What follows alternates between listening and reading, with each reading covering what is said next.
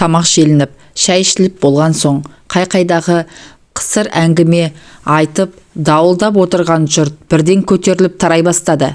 Елдің ең соңында қалған Кеделбай ақсақал шығып бара жатып: «Ал шырағым Беделбай, әркімге әбүйір берсін.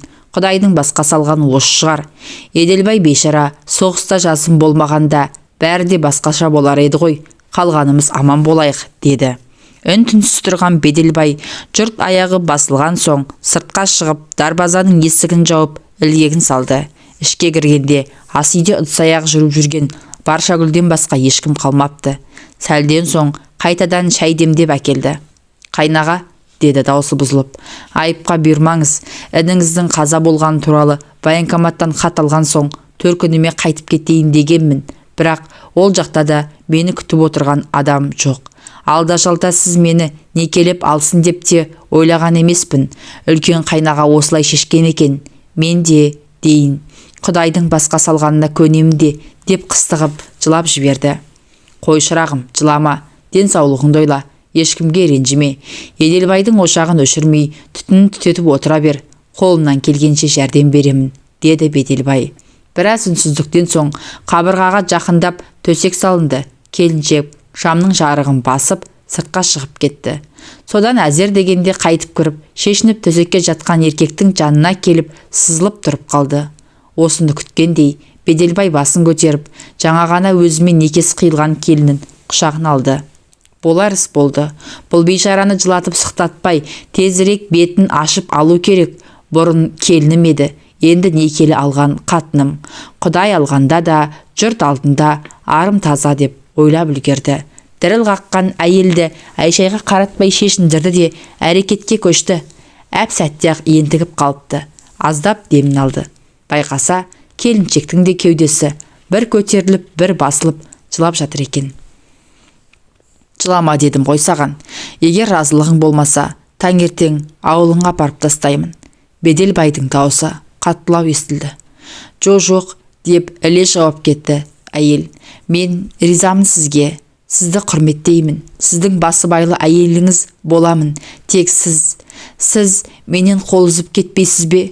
Қанша дегенмен бала шағаларыңыз, Камила абысын бар. Оны көреміз әлі». Беделбай екішті жауап қатты. Айтса айтқандай, келінін некелеп алу туралы әңгіме көтерілгеннен бастап, үйдегі Камила өнер ашқан, жоқ жерден жанжал шығарып, қиғылық салған, төркініме кетемін деп секірген. Ақыры Кеделбай аға 4-5 қарияны ертіп келген, оны жөнге шақырған соң келісім берген. Тағы да кім білсін, Беделбайдың одан әрі бірдеңені ойлауға шамасы жетпеді. Кеудесі тікірейген, денесі жұмыр, құлын мүшесінің бәрі орнында жас келіншек оны өзіне тарта түсті. Аттың басын қоя берді. Жастықтың соңы кәріліктің басы дегендей бұл жолы ұзаққа шапты. Өзі байқамайды екен, әжептеуір қуаты бар екен. Түн жарымы ауғанда олар су жылытып жуынып шайынып алды да төсекке қайта жатты. Беделбайдың сілесі қатып қалған екен. Ертеңіне ұзын сәскеде бірақ оянды. Баршагүл үйдің ішін қайта жинастырып, есік алдына су сеуіп, сыпырып, айнадай етіп қойыпты. Ақсамауырын бұру бұрқырап қайнап тұр. Екеуі отырып шай ішті. Әркім өз ойымен отырды. Айтарын да еш нәрсесі жоқ қалмағандай. Бәрі түсініктеді. Беделбайдың енді 2 үйі, 2 қатыны бар. Қаласа анда, қаласа мұнда болады. Соған лайықты тәшіпші да еселенеді. 2 отбасының ішіп жемін, керек жарағын туралап тұру керек. Әсіресе 2 әйелдің, 2 жақтағы балалардың жағдайын жасау керек. Я, Құдай берсе, бұл жақта да балалар болады. Беделбайдың ойы біраз жерге дейін барды. Сұйықтап жатқан соң, жұмысқа да шықпай қалдым. Мен кетіп қалсам, шайды кім құйып береді деп ойладым. Баршагүл өзін кінәлаған адамдай санап, жайлап тіл қатты. 3 күнге дейін жұмысқа шықпайсың, заң сондай, деді Беделбай. Баршагүл үнсіз қалды. Азанғы шайды ішіп болған соң, Беделбай сыртқа шығып, үйдің айналасын ретке келтірді. Қыстан қалған көп жылдан бергі жиылып қалған қоқысты да отқа жағып, күлін егін жаққа шашты.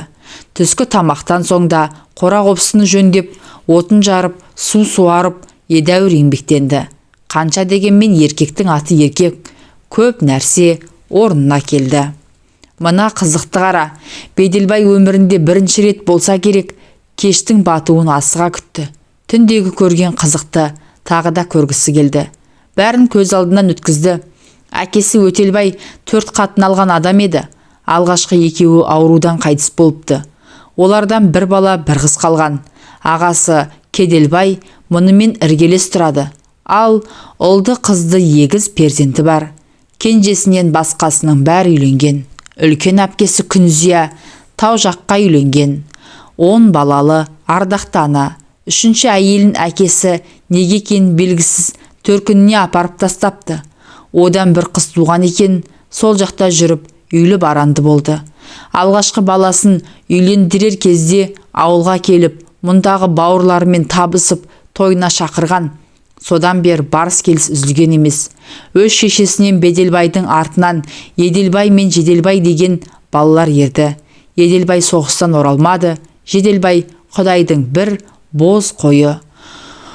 Құдай қолдап алған әйелі пысық болып шыққаны, әйтпесе бала шағасы 5 теріп кететін екен. 1 жыл соғысып жарақат алып, Беделбай ерге оралды да, Еделбайдың ақыры мынау болды. Ол сүр бойдақ болып жүріп, соғыс басталардың алдында 2 ай бұрын ғана үйленген еді. Мұндай боларын кім білген, әйтпесе уақытылы үйленер ме еді. Соғыс бітіп, әскерге кетіп аман қалғандар елге оралған соң, хабарсыз кеткендердің ағайын туғандары оларға іздеу салуға кіріскен. Бұлар да сөйтті. Жасы ұлғайып егде тартқан Кеделбай ағасы әскери комиссараттың есігін тоздырып жүріп, інісінің соғыста қайтыс болғаны туралы министрдің қолы қойылып, мөрі басылған қағазды алды.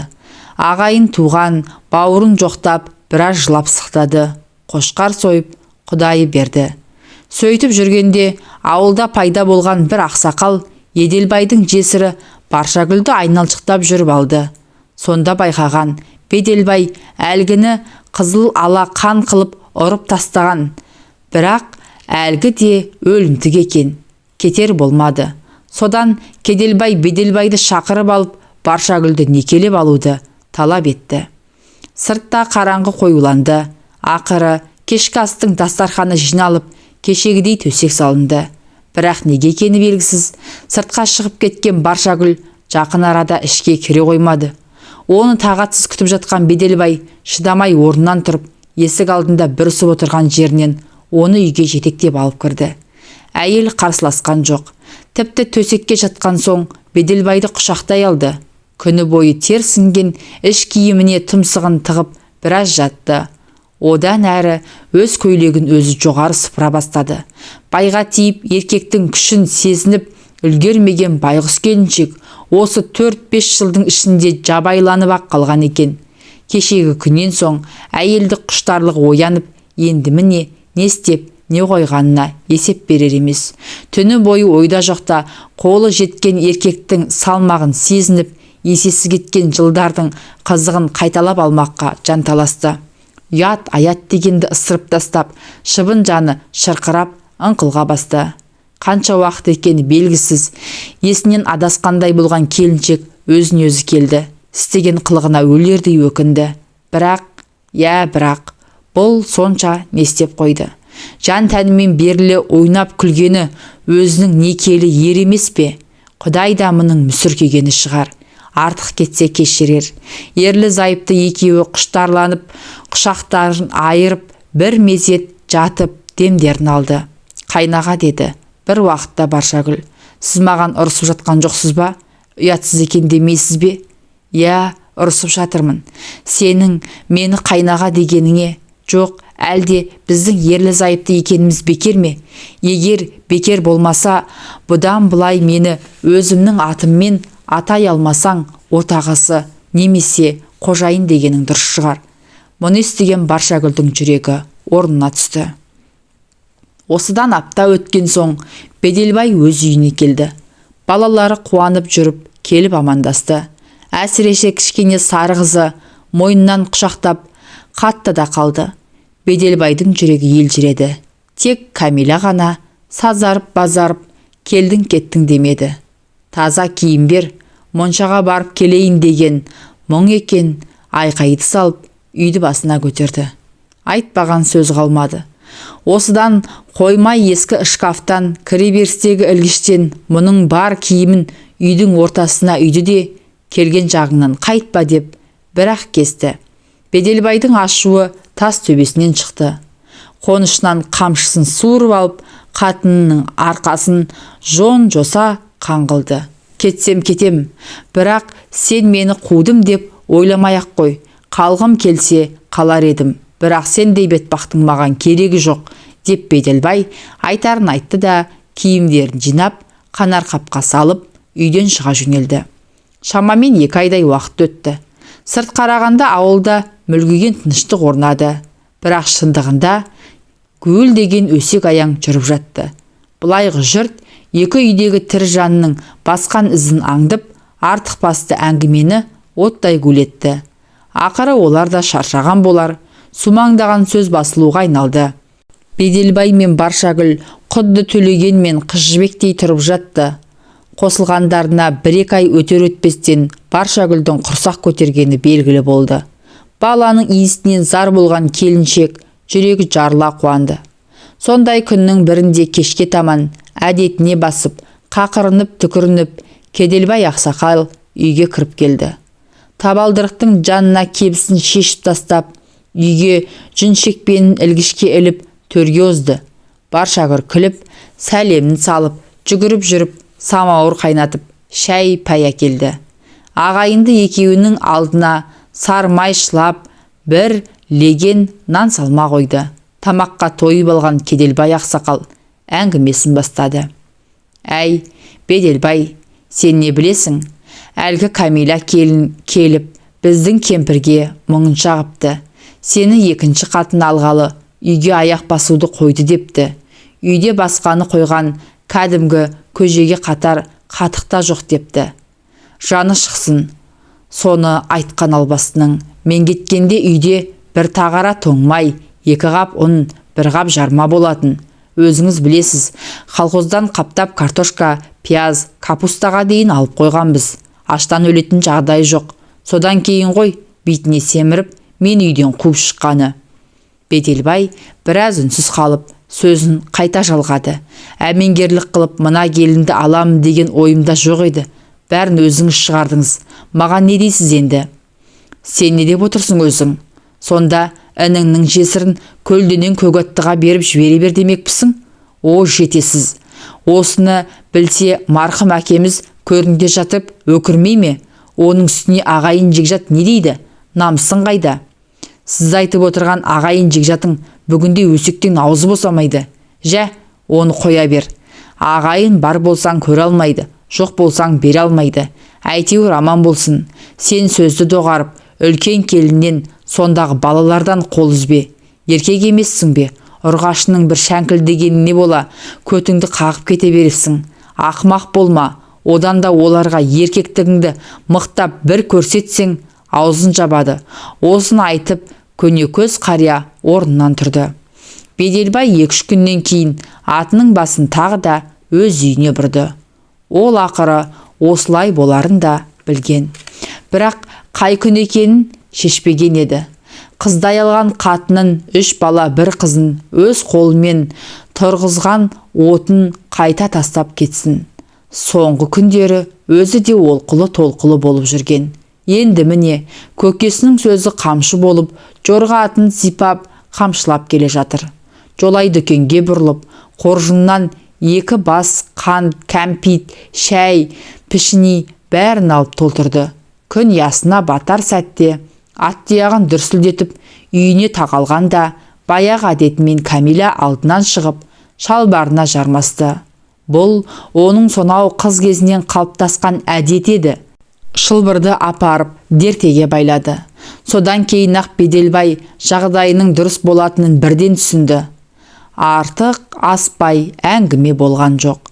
Беделбайдың да іші жылып, үй жайының, бала шағасының жағдайын жасап, 10-15 күн өткен соң Баршагүлдің үйіне қарай өтті. Мына қырсықты қара.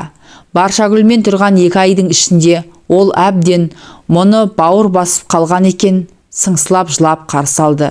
Кеш батып төсекке жатқан соң одан бетер болды. Мен сізді енді ешқайда жібермеймін. Ал егер кетер болсаңыз, асыл өлем деп қиғылық салды. Тура есінен адасқан сияқты. Айтсаң түсінбейді.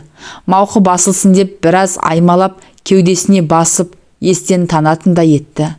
Маңдайы тершіп, денесі езіліп, анау айтқандай алқынып қалды. Ой жаным-ай, рахат-най деп әлек-шәлегі шықты.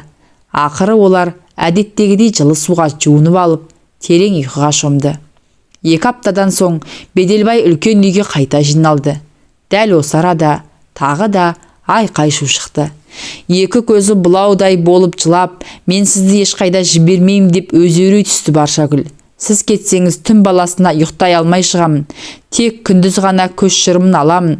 Осылай деген оның қос жанарынан жасы тыйылмады. Оған не дерсің енді? Амалының жоғынан үлкен үйге анда-санда, онда да бір түнге ғана баруға мәжбүр болды.